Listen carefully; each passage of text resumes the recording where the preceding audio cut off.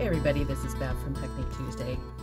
Today I would like to share some tips and techniques for using the Build a Birdhouse dies. And I've been having a ton of fun playing with these dies, so I've got a lot of tips to share. Let's get started. Now my first tip is that I recommend you don't cut apart these dies. So they come connected like this, and I recommend that you just leave them connected like that so that you don't lose these little pieces, and because it's so much fun to just cut out a whole pile of different colors and then have them laying around so that you can mix and match and come up with different projects. So like the first time I was using these dies, I cut them out in reds, blues, greens, and I think a little bit of orange maybe too, and just use, and the taupe color. And then I was able to make all of these birdhouses just from that first batch of die cut pieces. Now what we do around the office is we make an envelope like this, we keep the dies inside of it, and then we just sweep all those little pieces together, so it makes it really easy when someone needs to put together a quick card to just grab some of those pre-cut pieces and make their project. Now the next step is to pick out the pieces that you're going to use for a particular project, and here I'm using felt for the birdhouse itself, and then thin chipboard that I've cut out the roof and the perch on. And now if you're just using paper, I'd recommend that you adhere it with something like this quickie glue pen, so it just lets you put a little bit of glue, a little bit of adhesive right where you need it on your paper. But when it's something like this material, I recommend a stronger glue like this On Point glue.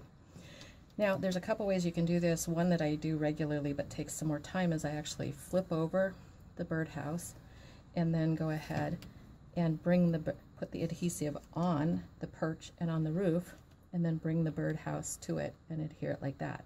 Problem with that is you have to leave it sit for a while. But it lets you really center it. So like if I were doing this with the roof, I would put the adhesive on the roof and then lay this on here and just let it dry in place like that. But because I don't have time to do all that in the video, I'm going to show you the other way to do this, which is to just say, I'm going to add the adhesive right onto the felt, okay, and lay this piece right on top of it, like that, okay. I can move it around just a little bit to make sure it's where I need it to be. And then I'm going to go ahead and put just a little bit of adhesive onto that felt up there on top. It soaks right in. And then add the top. So that's the trick for adhering, is to do it just on the edges. See, it's not dry yet, so I gotta wait to move it, but it'll look something like that. So either the quickie glue pen for paper or the On Point glue when it's more porous surfaces like this one. Now once you've got your pieces together like this, you have another decision you need to make, and that is, are you willing to have the hole just be open like this, or do you want it to have something dark behind it so that it looks like it's in the shadows?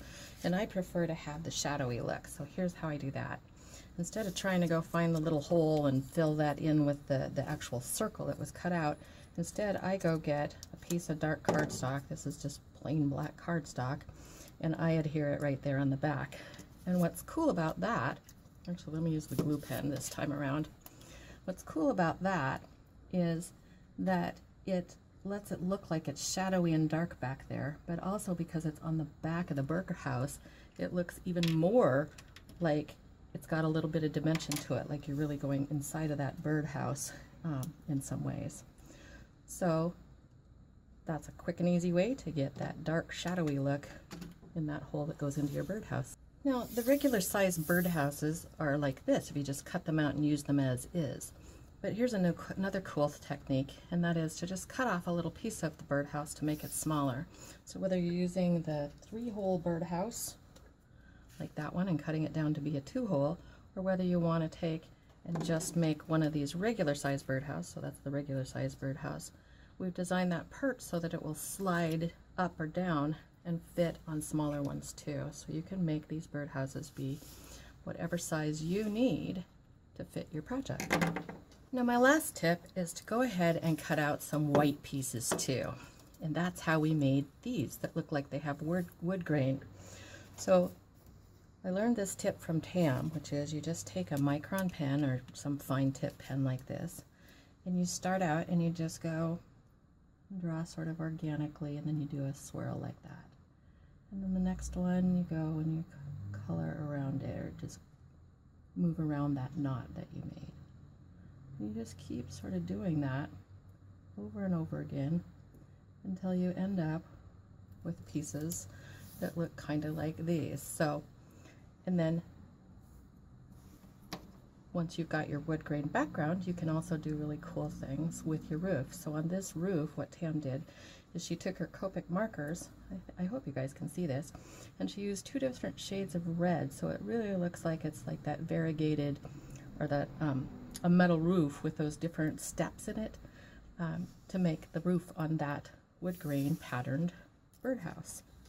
I hope you've enjoyed seeing all the different ways that you can use these Build-A-Birdhouse dies. Here's an example about how you might use them to make something for your scrapbook page. This is also could be used for a scrapbook page, or it could be used to make something like a gift tag for somebody that's establishing a new home. And then of course you can use them to make cards like these. Thanks so much for watching.